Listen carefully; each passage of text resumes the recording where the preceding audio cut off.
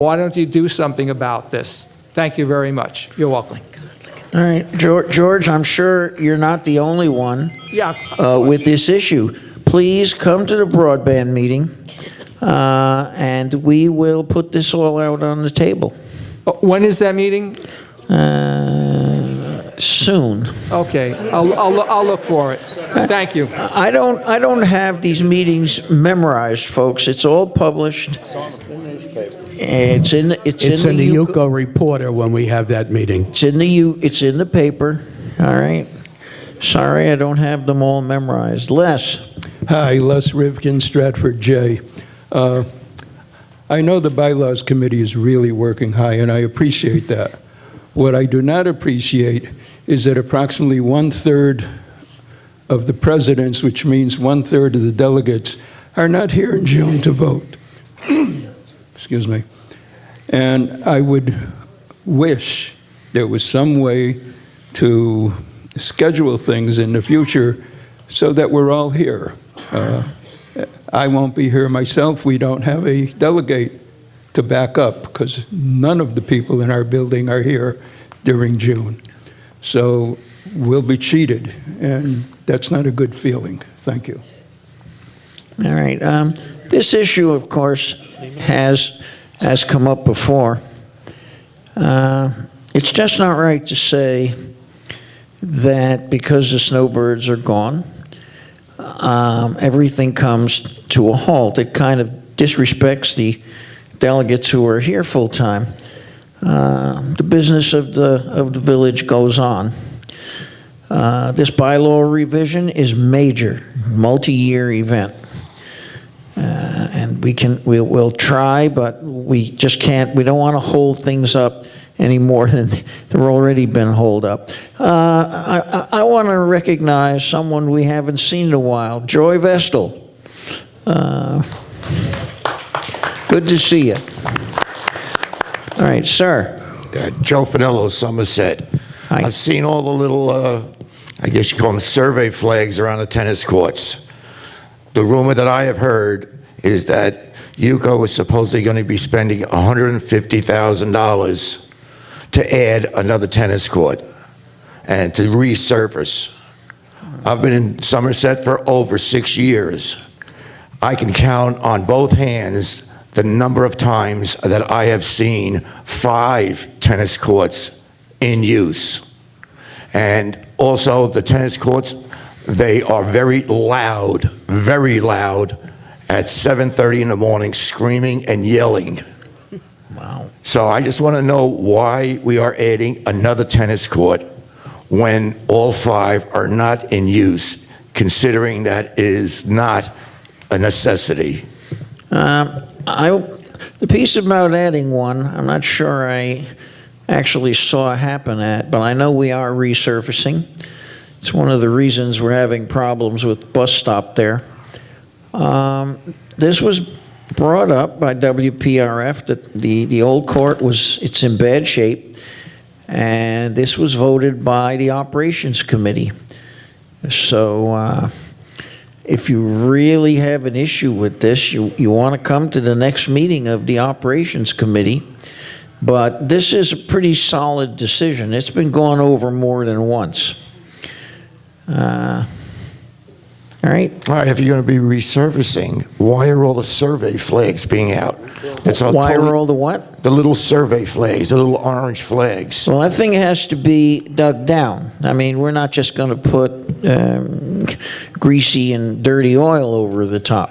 Oh, no. I understand exactly what you're It's being saying. dug up, and there's you got to put flags. There's a code. You can look it up.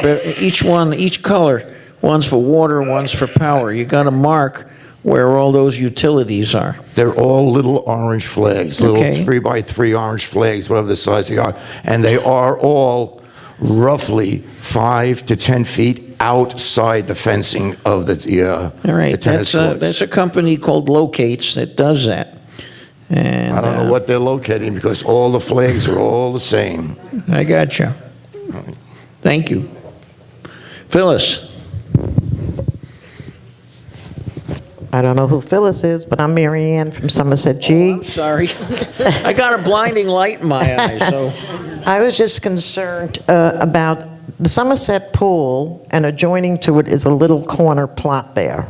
It's been empty for 3 years with dirt. I understand maybe you can't decide what you want to put there, but how about putting some sod so we don't have to look at an empty lot for 3 years?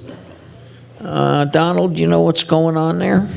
Can you tell me again, ma'am, where that location is? You know where the pool is, Somerset Pool? I do. Right on the corner there, as you're coming down that little street there.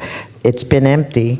I heard it was going to be bocce, this, that. It's nothing. It's just dirt. Right, that's a WPRF project. I'll be happy to check on it for you. Thank you. But I think that's a going project, Okay, all fine. right? You ready? All right. All right. No. Sir? What about the golf course? Where am I? Here I am. Oh, what about the golf course? Again, we've announced this for 3 months. Lennar Builders have walked away from the project. But what about the wall? The wall, we're waiting now for some estimates. And we have an engineer working on the wall. And it's not finally decided, and it'll have to be voted here, whether it's going to be a chain link fence or a wall, as you say. There's opinions on both sides. Expenses are not insignificant. You're well over $250,000 on that project because we have to move the sidewalk. When we move the sidewalk, we have to open it up to code, 5 feet wide. The project is in train, all right? It may be in your mind, but What? will it be in my lifetime? Yeah. But usually my line is, it will be before the next glacial advance. That's, okay? Sir? A quick comment on the gentleman from discussing the tennis, and it Yes. has nothing to do with cost. I think he has a valid comment if the courses are being played early in the morning. I think there should be an established time when they can start to play. And I'm not saying what it is, but Sunday at 7:30 in the morning would bother me pretty hard. Yeah. So I think in fairness to the people who live around it, there should be a curfew and there should be a morning start. This can certainly be brought up at the Operations Committee meeting. All right? I don't see anything wrong with what you're saying. It makes sense. I wouldn't want to listen to that ball being batted around at 7:30 in the morning. Sir?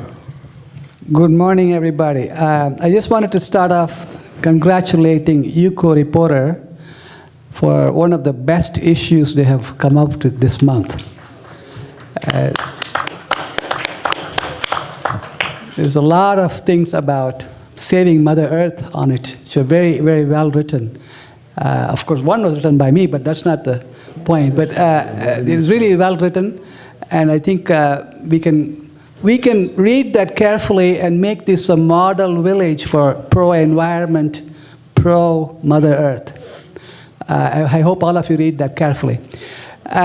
The question I had was last time I made an ambitious request saying that every bus stop must have a shelter and a bench, and it didn't fly well because it's very expensive.